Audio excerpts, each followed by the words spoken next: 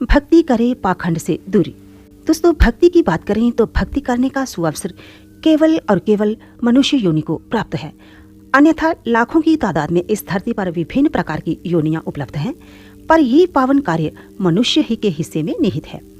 धार्मिक ग्रंथों के अनुसार पृथ्वी पर 84 लाख योनियां पाई जाती हैं और मनुष्य योनि सबसे अंतिम सोपान पर है।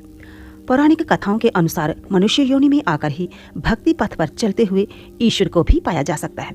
दोस्तों, ये हमारा शरीर 5 तत्व का पुतला और छठी आत्मा इसके अंदर निवास करती है। हमारे वेद ग्रंथ बताते हैं कि हमारी आत्मा परमात्मा का सूक्ष्म रूप है।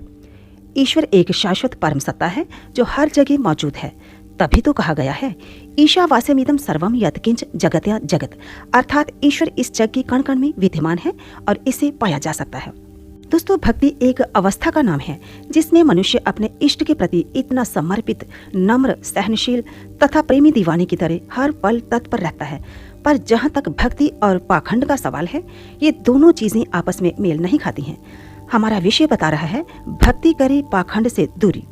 जैसा कि भक्ति की परिभाषा हम बता चुके हैं, अब बात आती है पाखंड की।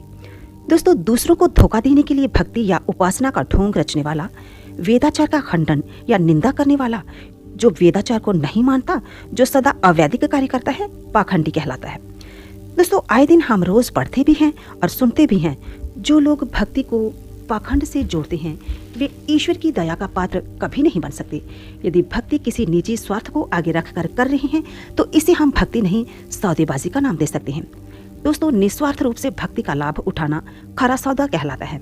और वहीं दूसरी ओर भक्ति में शर्त रखना, जैसे प्रभु मेरा ये काम कर दो, मैं तुम्हें इतनी भेंट चढ़ाऊंगा।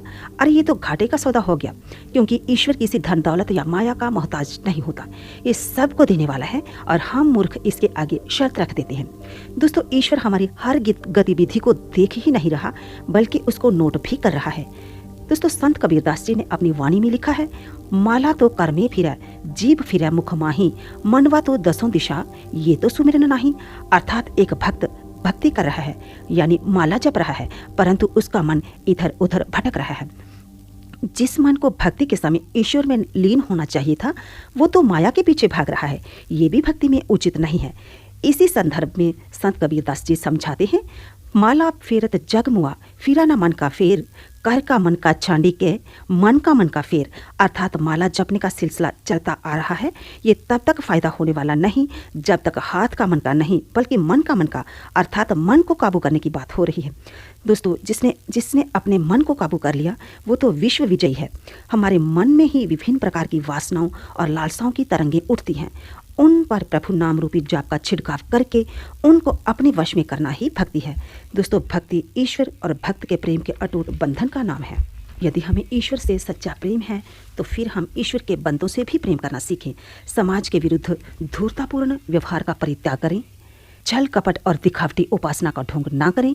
काम, क्रोध, लोभ, मोह और अहंकार पर नियंत्रण रखें।